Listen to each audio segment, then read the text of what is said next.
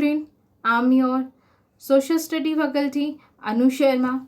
Welcome back to online classes. Last class में हमने Palaeolithic as के बारे में पढ़ा था, लाइफ ऑफ पैलियोलिथिक मैन के बारे में पढ़ा था, लिविंग इन ग्रुप्स के बारे में पढ़ा था और शिफ्टिंग ऑफ हंटर गैदर के बारे में पढ़ा था. आज हम इसी चैप्टर को आगे कैरी फॉरवर्ड करेंगे और नेक्स्ट टॉपिक लेंगे हम टूल्स का. कि अभी तक तो उन लोगों ने क्या किया था, पत्थरों से जो औजार है वो बनाने शुरू कर दिए थे. अब उन्होंने किस किस तरीके के औजार बनाए वो हम इसके बारे में पढ़ेंगे. The tool made of a stone of old stone age have been found in the valley of the Sun and the Jhelum river. इसमें कहा गया कि जो झेलम रिवर के पास जितने भी आर्कोलॉजिस्टिकल साइट्स थे वहाँ पर हर पत्थरों के बने हुए कुछ औजार मिले. They have also be found in various places. ये और भी प्लेसेस पर फाउंड हुए, जैसे इंडिया के दक्षिणी भाग में भी ऐसे ही टूल्स जो हैं वो देखने को मिले. इनमें क्या, इन टूल्स ये जो वो औजार थे वो किस फॉर्म में थे, चाकू के फॉर्म में थे या बड़े बड़े चॉपर्स के यानी चीज़ों को काटने वाले के शेप में थे. चीज़ें काटने वाले यानी कुल्हाड़ी की शेप में थे, या फिर डिगिंग इंस्ट्रूमेंट किसी चीज़ को खोदने के लिए जिन औजारों की ज़रूरत होती है उसके रूप में थे. आप लोग नीचे दिए गए पिक्चर्स को देख सकते हैं. ठीक है, इस पिक्चर्स में जो दिखाए गए हैं ये और जो टूल्स हैं वो इन आर्कोलॉजिकल साइट्स पे मिले हैं. टूल्स ये जो टूल्स थे वो तीन प्रकार के थे, कोर टूल्स, फ्लेक टूल्स और ब्लेड टूल्स. अब हम बात करते हैं कोर टूल होता क्या है. Core tool were made by the core method. जो कोर टूल होते हैं वो कोर मैथड से बनाए गए होते हैं. इसका मतलब होता है कि सिंपल एक क्या होता है, पत्थर का टुकड़ा होता है जिसे मनचाहा क्या दे दिया जाता है, आकार दे दिया जाता है, और जिनका प्रयोग पेड़ों को काटने के लिए और खोदने के लिए और किसी की हड्डी तोड़ने के लिए किया जाता है. हड्डी मीन्स यहाँ पर एनिमल्स के बारे में बात किया गया है. यहाँ पर आप फिर पिक्चर देख सकते हो कि इस शेप में हुआ करते थे कोर टूल. नेक्स्ट दूसरे टूल की बात की है इन्होंने, फ्लेक टूल की. Flake tool were made by the flake method. जो फ्लेक टूल होते थे वो फ्लेक मैथड से बनाए जाते थे, यानी cut off from a rock and shaped into the tool. इसका मतलब ये था कि ये पत्थर के टुकड़ों को क्या करते हैं, पहाड़ों से काटते हैं और उनको क्या देते हैं, शेप देते हैं, आकार देते हैं. ये such tool were use as chopper of removing skin and the dead animal and cutting meat in small pieces. इन औजारों का प्रयोग किस लिए किया जाता था, यानी जो जानवर होते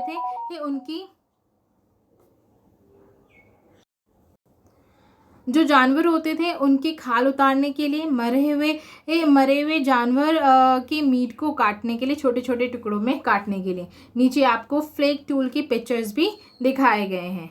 नेक्स्ट टॉपिक है blade tools. Blade tools were longer and gradually evolve into knife, spear and arrow heads. ये जो ब्लेड टूल्स थे ये क्या बेसिकली कैसे होते थे, नोकदार हुआ करते थे, धारदार हुआ करते थे, जैसे चाकू है या फिर तीर का हेड होता है, यानी जो तीर है उस तरीके के ब्लेड टूल्स हुआ करते थे. यहाँ पर आपको ब्लेड टूल्स की कुछ वो भी दिए हुए हैं, पिक्चर्स भी दिखाए गए हैं कि किस तरीके से ब्लेड टूल हुआ करते थे. Pebble and leftover tool were called the core, the shape. The second method, ठीक है, तो इस तरीके से ब्लेड टूल थे. नेक्स्ट टॉपिक है आपका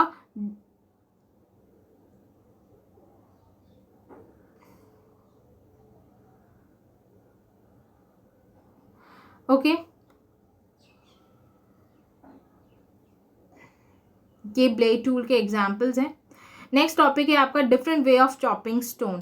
अलग अलग तरीके थे पत्थरों को तोड़ने के. जो पैलियोलिथिकल एज में जो वो पत्थरों के टूल्स बनाए जाते थे, जो औजार बनाए जाते थे, उसके दो मेथड्स थे यहाँ पर बताया गया है. पहला मेथड था कि भाई जो पत्थर के टुकड़े हैं उनको क्या किया जाए, वन हैंड एंड एक हाथ से सॉरी जो दो पत्थर के टुकड़े ले लिए जाए, उन्हें एक दूसरे से टकरा के तोड़ दिया जाए in order to get a desire tool, ताकि वो उन्हें अपने डिज़ायर हर रूप में डिज़ायर टूल मिल सके। यानी एक पत्थर लिया, उसे दूसरे पत्थर से तोड़ तोड़ कर क्या बनाया जाता था, अब अपना औजार बनाया जाता था। एक मेथड ये था। दूसरा मेथड क्या बताया गया है, दूसरा मेथड था इस flaking which were made from the flake broken off while making और शार्पिंग टूल। दूसरा मेथड ये था कि भाई पत्थर को तोड़ लिया जाता था और उससे क्या किया जाता था, नुकीला बनाया जाता था। The flake tool were sharp and the usually use for chopping and cutting. और जो फ्लेक टूल हुआ करते थे वो बहुत धारदार हुआ करते थे और उनका उपयोग काटने के लिए किया जाता था। Next topic is discovery of fire. Archaeologists have found ash around the sites where Paleolithical man stayed। कह रहे कि जो पैलेलिथिकल मैन जहाँ रहा करते थे, ये जो आर्कोलॉजिस्ट थे वहाँ पर उन्हें राख देखने को मिली, जिसका जो इस बात का सबूत देते हैं कि उन्होंने क्या कर लिया था, आग का आविष्कार कर लिया था। They may have discovered fire by seeing natural fire when lighting struck trees। उन्होंने ये जो आदि मानव थे, ये उन्होंने जो आग का आविष्कार नेचुरल फायर को देखकर किया था, जब पेड़ आपस में टकराकर पेड़ों के आपस में टकराने की वजह से जब लाइटिंग हुई थी, जब चिंगारी उठी थी, तो उसे देखकर जो आदि मानव थे उन्होंने फायर का आविष्कार किया था। In course of time, while rubbing two pieces of stone or wood together, man accidentally discovered how to light a fire। हुआ क्या था कि दो पत्थरों और दो लकड़ियों को रगड़ने पर जब चिंगारी उठी, तो इसे एक्सीडेंटली चिंगारी उठी। तो ये देखकर और जो मैन था, जो आदि मानव था, उसने क्या करा, एक्सीडेंटली ही लाइट का यानी फायर का आविष्कार किया।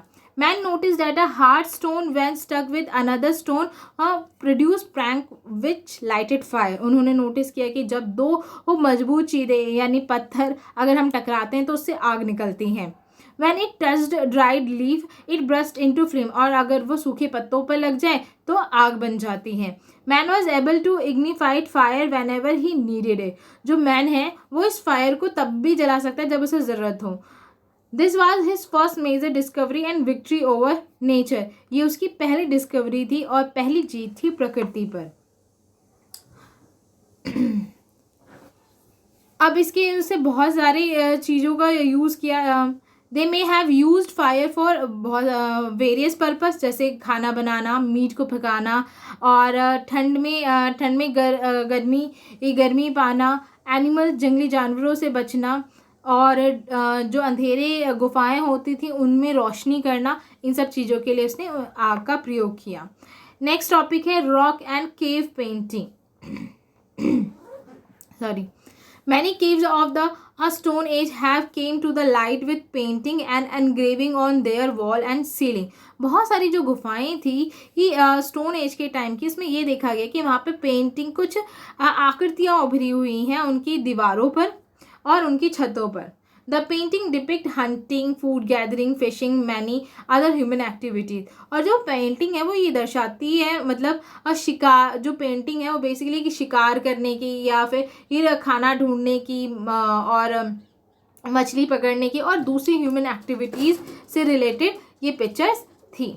जितनी भी पैलेलिथिक साइट्स थे जैसे भीमबेटका, आदमगढ़, प्रतापगढ़, मिर्ज़ापुर, और यहाँ पर जितने केव्स थे वहाँ पर रॉक एंड केव पेंटिंग को देखा गया, जैसे कि यहाँ पर पिक्चर में भी दिखाया गया है। तो वहाँ उनकी केव्स पर यानी जो गुफाएं मिली वहाँ पर इस तरीके के पिक्चर्स थे। नेक्स्ट है sites where the hunter gather lives. वो साइट जहाँ पर और जो हंटर गैदर्स थे, ठीक है, यानी शिकार करने वाले जो घुमंतु थे वो रहते थे। Sites are places where evidence of hunter gather have been found by the archaeologist ने कुछ ऐसे साइट्स भी देखी जहाँ पर हंटर गैदर रहा करते थे। उन कुछ साइट्स को यहाँ पर मैप में दिखाया गया है, जैसे आप यहाँ देख सकते हो। यहाँ पर जो ट्रायंगल की शेप में है वो शो करता है पैलेलिथिक साइट्स को, न्यूलिथिक साइट्स को, और जो डॉटेड है वो मेगालिथिक साइट को वो करता है, रिप्रेजेंट करता है, और जो स्टार है वो मॉडर्न साइट को रिप्रेजेंट करता है। तो आप इसे अच्छे से एनालाइज कर सकते हैं। आगे बढ़ते हैं हम।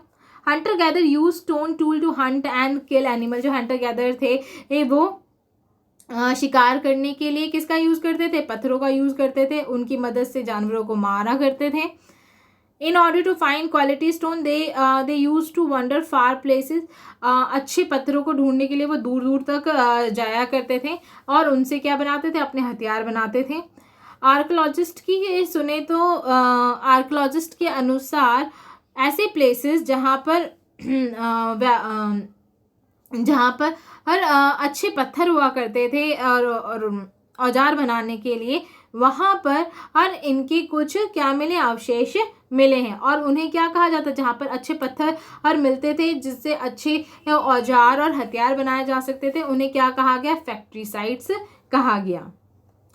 इसीलिए some places archaeologist have found discarded stone, uneven stones, block of stones and waste of stone product. इसीलिए ये कुछ प्लेसेस आर्कोलॉजिस्ट जो थे उन्होंने कुछ ऐसी जगहें ढूंढी जहाँ पर अनइवन यानी बिना किसी आकार के कुछ औजार पड़े हुए थे, और ब्लॉक ऑफ स्टोन्स पड़े हुए थे, यानी बड़े बड़े पत्थर पड़े हुए थे, उनका ब्लॉक पड़ा हुआ था।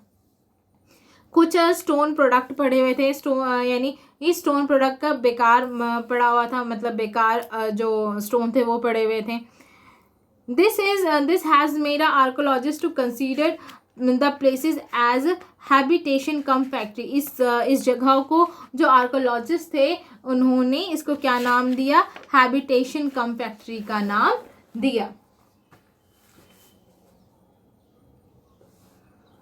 इसके बाद एक और बात बताना चाहूँगी कि in Hosangi only many Paleolithic sites are founded where different activities were carried on।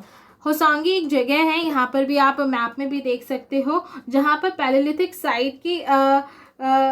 Palaeolithic site ढूंढा गया है, जहाँ पर कुछ और एक्टिविटीज़, डिफरेंट एक्टिविटीज़ देखने को मिली है।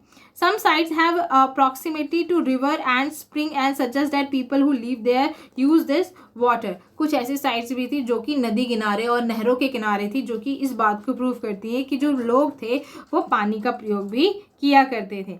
The tool that people of Paleolithic period used were found to be made of limestone was available in the surrounding। और जो वो उन लोगों द्वारा जो औजार बनाए गए थे पैलेलिथिक पीरियड में, ये माना जाता है कि वो लाइमस्टोन के थे, क्योंकि वहाँ पर कुछ लाइमस्टोन के टुकड़े भी पड़े थे। इसके साथ आपका चैप्टर यहीं पे फिनिश होता है। नेक्स्ट क्लास में हम इसकी एक्सरसाइज करेंगे। ओके, आज के लिए बस इतना ही। Thank you.